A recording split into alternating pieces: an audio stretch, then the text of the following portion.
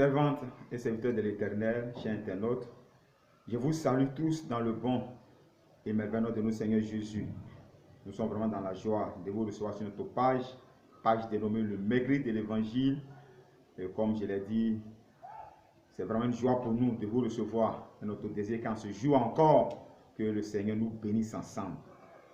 Voilà, donc sans attendre, nous allons prendre nos Bibles pour passer au message de ce jour. Nous allons prendre nos Bibles dans l'Évangile de Jésus-Christ selon Marc, Marc chapitre 5, nous allons faire notre lecture du verset 1 au verset 15. Il faut signaler que ce passage avait déjà servi par rapport au message précédent. Fais donc la lecture. Marc chapitre 5, verset 1 à 15. Ils arrivaient à l'autre bord de la mer, dans le pays des Gadaréniens.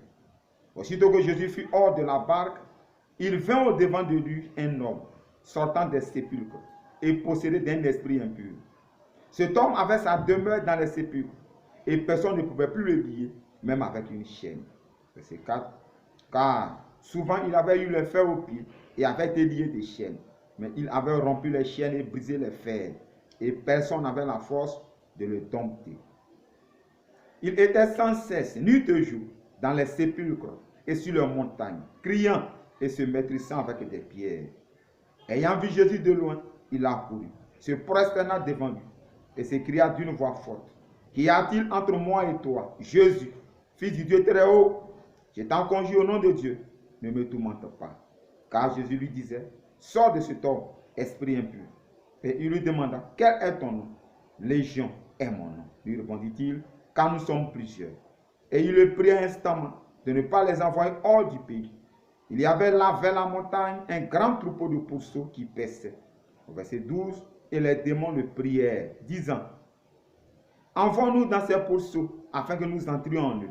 Il le leur permit, et les esprits impurs sortirent, entrèrent dans les pourceaux, et le troupeau se précipita des pentes escarpées dans la mer. Il y en avait environ 2000, et ils se noyaient dans la mer. Ceux qui les faisaient paître s'enfuirent, et répandirent la nouvelle dans la ville et dans les campagnes. Les gens allaient voir ce qui était arrivé. Verset 15 pour terminer. Il vint auprès de Jésus, et il vit le démoniaque, celui qui avait eu la légion, assis, vêtu et dans son bon sens. Et il fut saisi de frayeur. Prions pour la prédication des Saintes Écritures. Seigneur éternel, nous sommes là pour ta gloire, pour ta cause. Viens par ton Esprit Saint conduire ces moments au nom de Jésus. Amen. Le thème du message est la toute-puissance de Dieu. La toute-puissance de Dieu. Et nous allons donner ce message en lisant des portions. Voilà, par rapport donc à cette longue lecture, nous allons faire lire des portions et au fur et à mesure commenter ces portions. Nous faisons notre première lecture donc à partir du verset 2 au verset 5 que j'ai lu. Aussitôt que Jésus fut hors de la barque, il vint au-devant de lui un homme sortant des sépulcres et possédé d'un esprit impur. Cet homme avait sa demeure dans les sépulcres et personne ne pouvait plus le lier, même avec une chaîne. Car souvent, il avait eu les fers aux pieds et avait été lié des chaînes. Mais il avait rompu les chaînes et brisé les fers. Et personne n'avait la force de le dompter. Au verset 5, il était sans cesse, nuit et jour, dans les sépulcres et sur les montagnes, criant et se maîtrisant avec des pierres. Cette portion nous dit: aussitôt, dès que Jésus fut hors de la barque, dès que Jésus est sorti de la barque, voici un homme qui, ayant vu Jésus de loin, qui court pour aller vers lui. Au même moment que cet homme va vers pour aller vers Jésus, au même moment, on nous présente cet homme. Et voyez ce qu'on nous dit de cet homme. On nous dit que cet homme est sorti du milieu des tombeaux. On dit que cet homme est possédé d'un esprit impur. On nous dit que cet homme avait élu domicile parmi les tombes, donc au cimetière. On nous dit que personne ne pouvait plus le lier, même avec une chaîne. On nous dit que cet homme avait eu des fers à ses pieds, avait été lié des chaînes, mais cet homme avait brisé les chaînes et rompu les fers. On nous dit de cet homme que personne ne pouvait le dompter, personne ne pouvait le maîtriser.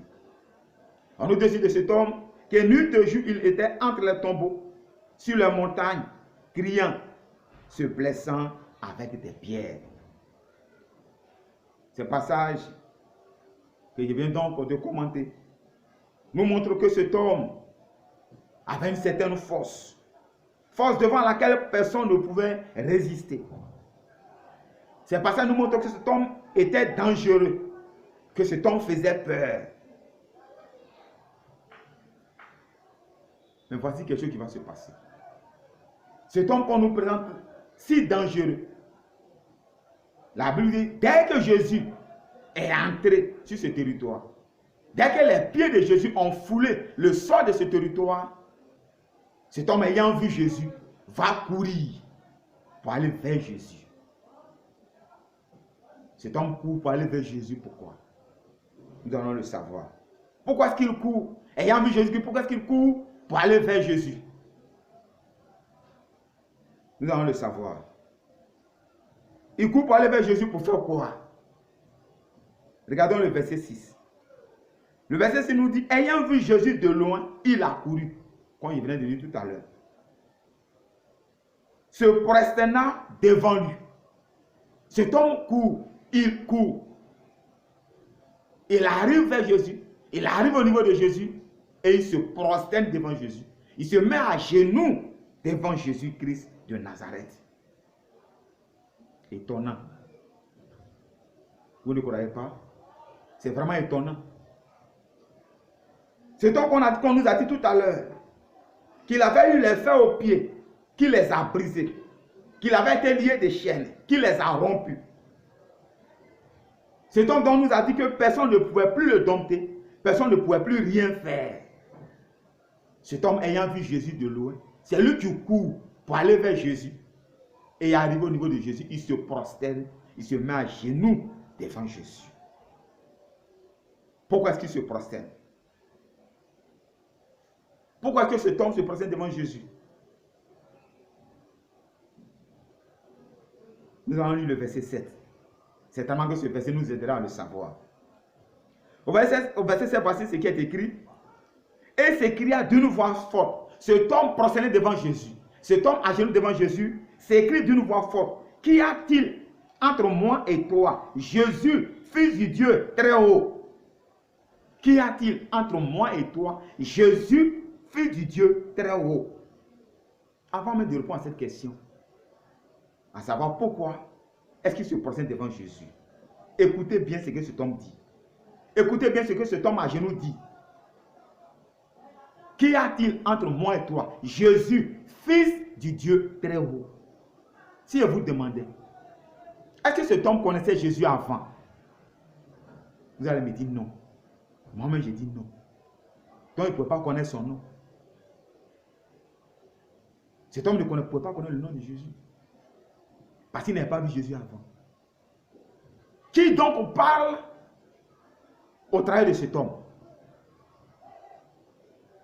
Qui dit, qu'y a-t-il entre moi et toi, Jésus, fils du Dieu très haut? C'est le démon qui jusqu'ici a possédé cet homme. Le démon, l'esprit impur qui jusqu'ici le contrôle. C'est ce démon-là qui parle au travers de lui. Parce que cet homme est devenu fou. Il ne sait même pas où il est. Il ne sait même pas ce qu'il fait. C'est celui qui le contrôle. Donc cet esprit impur-là, c'est cet esprit, c'est ce démon qui parle au travers de lui. Et c'est ce démon qui dit, qu'y a-t-il entre moi et toi, Jésus, fils du Dieu très haut? Qui est donc prosterné là, au pied de Jésus? Qui est donc à genoux? C'est ce démon qui est là, prosterné devant Jésus. Ce démon qui jusque-là, oui, parce que vous comprenez avec moi, donc celui donc qui brisait les fers, celui qui cassait les chaînes, celui qui faisait peur à tout le monde, celui que personne ne pouvait maîtriser, celui que personne ne pouvait dompter, ce n'était pas cet homme, mais c'était ce démon, c'était cet esprit impur qui contrôlait cet homme, qui régnait dans la vie et sur la vie de cet homme. C'est ce démon-là qui se jouait les maîtres du lieu. C'est ce démon-là qui est là, à genoux, prosterné devant Jésus. Maintenant, frère, sœur, cher internaute, je vous pose encore cette question. Est-ce qu'on se prosterne devant tout le monde? Est-ce qu'on se prosterne devant n'importe qui? Je vous dis non, parce que je sais que vous allez me dire non. On ne se prosterne pas devant tout le monde. On ne se prosterne pas devant n'importe qui. Regardez ce que ce démon prosterné devant Jésus dit. Nous allons reprendre le verset 7 que je lis encore. Et s'écria d'une voix forte: qu'y a-t-il entre moi et toi, Jésus, fils du Dieu très haut? Pourquoi ce démon se prosterne donc devant Jésus? Cet esprit impur, ce démon, se prosterne devant Jésus parce qu'il reconnaît en Jésus la toute-puissance de Dieu. Il se prosterne devant Jésus parce qu'il reconnaît en Jésus l'autorité de Dieu. Il se prosterne devant Jésus parce qu'il reconnaît en Jésus la grandeur de Dieu. Ce démon qui se jouait les maîtres du Dieu, qui se jouait les plus forts, qui se jouait la grande autorité. Ce démon ayant vu en Jésus la véritable autorité, ayant vu en Jésus la véritable puissance, il court et il se prosterne. Parce que quand on voit celui qui est plus grand que nous, celui qui est plus fort que nous, quand on voit le véritable, c'est quoi on peut faire? C'est de courir et de se prosterner. C'est ce que ce démon fait. Parce qu'il a vu en Jésus la véritable autorité, la véritable puissance. Lui qui se jouait les puissants jusqu'ici, ayant vu en Jésus la véritable puissance, ayant vu que la véritable puissance a foulé le sol de ce territoire, ce qu'il doit faire, c'est de courir et d'aller se prosterner devant la véritable autorité qu'est Jésus-Christ. Frère, sœur, chien internaute, l'autorité qui jusqu'ici a régné sur ta ville, a régné sur ton village, a régné sur ta famille, n'est pas la véritable autorité. Toi qui acceptes Jésus déjà, frère, sœur en Christ, sache que ton Seigneur, Jésus ton Dieu, est la véritable autorité, est la véritable puissance. Et devant Jésus-Christ, tout genou fléchit. Parce que Jésus est la véritable autorité. Ton Dieu, ton Seigneur, ton Maître est la véritable autorité. Ton Maître est le véritable Maître. Jésus, ton Sauveur, ton Seigneur, est la véritable autorité. Et quand Jésus est là, les ténèbres fléchissent genoux. Quand Jésus est là, les esprits impurs, les démons fléchissent genoux. Et c'est ce qui se passe dans ce passage. Que Dieu nous bénisse, que Dieu nous aide à comprendre cela. Dieu n'a pas encore fini de nous aider, nous allons continuer. Nous allons continuer en lisant le verset 9. Et tout à l'heure, j'allais donner ce message en lisant des portions. Nous allons continuer pour lire le verset 9. Voici ce que le verset 9 nous dit. Et il lui demanda, quel est ton nom? Et il lui demanda, quel est ton nom? Légion est mon nom, lui répondit-il, car nous sommes plusieurs. C'est Jésus qui demande à l'esprit impur, quel est ton nom?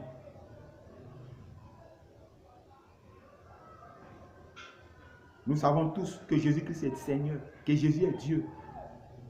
Il sait toutes choses d'avance. Maintenant, d'après vous, pourquoi est-ce que Jésus demande à cet esprit impur, quel est ton nom? Pourquoi Jésus demande à cet esprit, quel est ton nom? Jésus-Christ est Dieu. Il sait déjà le nom de ce démon. Mais si Jésus demande le nom de ce démon, c'est pour nous enseigner quelque chose, à toi et à moi. Jésus pose cette question pour nous donner de comprendre quelque chose, de saisir quelque chose. Jésus dit, quel est ton nom? Jésus en ce jour veut nous donner une leçon, veut nous donner un enseignement. Écoute-moi bien. Tu le faisais déjà, mais écoute-moi bien. Jésus pose cette question. Quel est ton nom, cet esprit impur? Et l'esprit de répondre, Légion est mon nom. Il ajoute, car nous sommes plusieurs. Car nous sommes plusieurs. Car nous sommes plusieurs.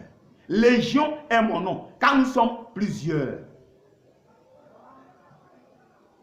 Quand nous parlons de légion militaire, cela fait allusion à au moins 1000 soldats. Au moins 1000 soldats. Sinon, nous pouvons aller jusqu'à 4000 à 6000 soldats. Au moins 1000 soldats. Donc, quand cet esprit impur dit Légion est mon nom, quand nous sommes plusieurs, cet esprit est en train de dire qu'il n'est pas un seul esprit. En cet homme, prosternez là devant Jésus, en cet homme possédé, en cet homme se trouve au moins 1000 démons. Au moins 1000 démons. Donc cet esprit est en train de dire qu'il n'est pas sûr, qu'ils sont au moins 1000. Qui sont au moins 1000. Qui jusque-là ont contrôlé, ont régné sur la vie de ce monsieur. Prosternez là, à genoux là, devant Jésus-Christ, c'est au moins 1000 démons qui sont là à genoux, prosternés devant Jésus. Et c'est que Jésus veut nous enseigner à toi et à moi. Et quel que soit le nombre de démons, quelle que soit la puissance de l'ennemi, quelle que soit la puissance des ténèbres, la puissance de Dieu est toujours au-dessus. La puissance de Dieu est toujours la plus grande. La toute-puissance appartient à ton Dieu. Si les sorciers de tous les villages, les sorciers de toutes les villes, les démons de tous les pays se mettent ensemble pour venir contre toi, celui avec qui tu es, le véritable dans lequel tu te trouves, sa puissance est au-dessus de leur puissance. Quel que soit le nombre de démons, la puissance de Dieu est au-dessus de leur puissance. Là, à genoux devant Jésus, c'est au moins 1000 démons qui sont prosternés devant Jésus-Christ, le roi des rois, le Seigneur des seigneurs. Ton Dieu est le Dieu tout-puissant. Ton Dieu a la force, toute puissance. Tu n'as rien à craindre.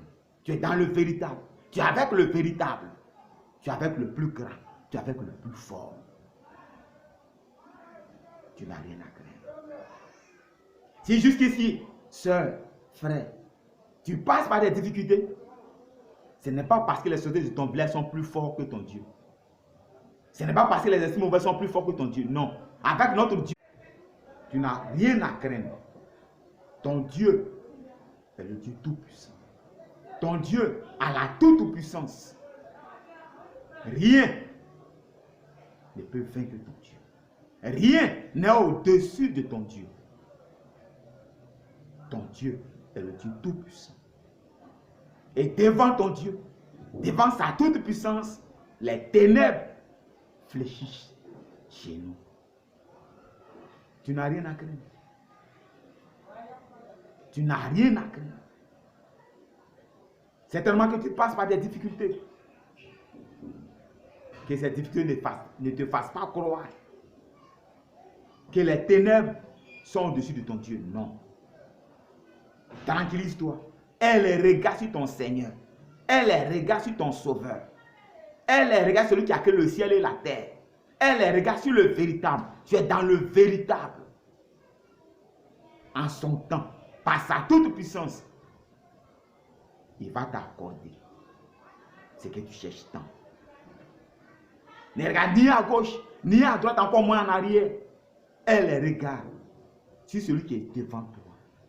Suis-le. Il te surprendra agréablement. Et dans ce témoignage, un de nos frères en Christ, oui, un frère en Christ, qui à un moment donné a trouvé que le Seigneur était lent à bénir. Ce frère voulait être béni rapidement. Qu'est-ce qu'il va faire? Il va prendre cette mauvaise résolution d'abandonner la main de Dieu, d'abandonner l'église. Une histoire vraie que je te raconte, qui a amené quelqu'un à la conversion. Ce frère donc va quitter l'église, va abandonner la main de Dieu. Il va aller s'associer à deux autres personnes qui ne sont pas des enfants de Dieu, qui ne sont pas des chrétiennes. Et trois vont aller voir un féticheur pour devenir riches. Ils vont échanger avec ce féticheur. Et ce féticheur va lui dire, il n'y a pas de problème, je peux vous rendre riche.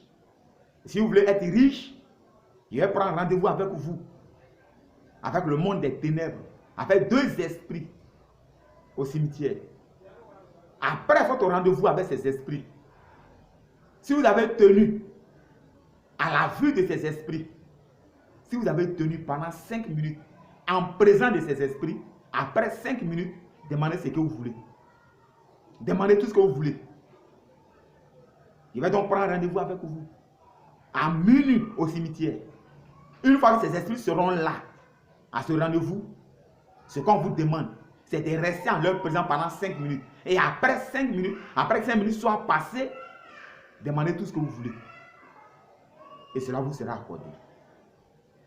Donc ces 3 personnes se sont donc accordées, se sont encouragées et sont allées à ce rendez-vous, trouvant que bon, ce n'était pas aussi difficile que cela. Aller à un rendez-vous avec des démons. Après 5 minutes, si on ne coupe pas, si on ne fuit pas, on demande tout ce qu'on veut.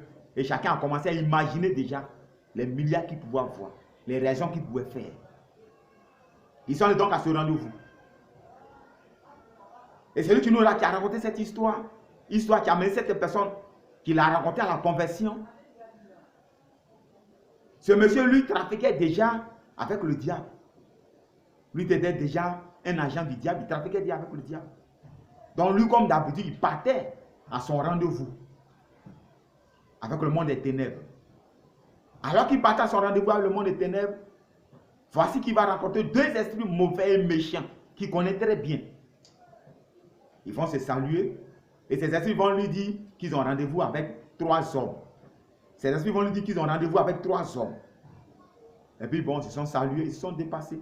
L'autre est parti à son rendez-vous où il trafiquait déjà le monde des ténèbres. Et les 2 esprits méchants sont partis aussi à leur rendez-vous. Et c'est ce monsieur qui partait à son rendez-vous avec le monde des ténèbres où il avait l'habitude d'aller. Alors qu'il partait tranquillement comme d'habitude, voici que ces 2 esprits méchants qui venaient de le dépasser tout à l'heure et qui partaient au rendez-vous avec ces 3 hommes, il les voit, ces 2 esprits méchants, qui reviennent et qui le dépassent à une allure pas possible, à une vitesse pas possible. Et la manière dont ils l'ont dépassé, c'était comme s'ils avaient le feu à leur trousse. Comme si quelqu'un les poursuivait. Il était étonné. Il a senti la peur dans cette fuite-là. Il s'est posé la question de savoir, ces 2 esprits méchants que je connais, si mauvais, qu'est-ce qui a bien pu les effrayer pour qu'eux ils reviennent comme ça en courant de la sorte? Il a voulu savoir ce qui s'est passé. Frères, sœurs, chers internautes, voyez ce qui s'est passé. Ces 2 esprits méchants sont partis au rendez-vous avec les 3 hommes. Et les 3 hommes qui devaient devenir riches étaient à ce rendez-vous. Et à minuit 00, les 2 esprits méchants étaient là, les 3 hommes étaient là. Les 3 hommes, quand ils ont vu ces 2 esprits méchants, ces esprits-ci hideux, qu'on ne pouvait même pas regarder, on ne pouvait pas fixer, ces 3 hommes ont commencé à avoir peur. Imaginez au cimetière, à 01, à 16 heures, il fait frais, il y a un certain vent qui passe. Malgré ce vent, malgré ce froid, ces 3 hommes grelottaient de tout leur être. Leurs dents ne faisaient que se cogner, leurs pieds se cognaient. Ils se cognaient entre eux. Ils ont commencé à transpirer de tout leur être. Ça n'allait pas. Ils ont commencé à comprendre que le diable ne peut pas bénir. Ils avaient peur. Ils ont commencé à comprendre que 5 minutes, ce n'est pas de l'amusement. Ils ont trempé de leur être. Ils ont transpiré de tout leur corps. Malheureusement, ils vont faire ce qu'ils ne devaient pas faire. Ils vont commencer à courir. Ils vont se mettre à courir, ce qu'il ne fallait pas faire.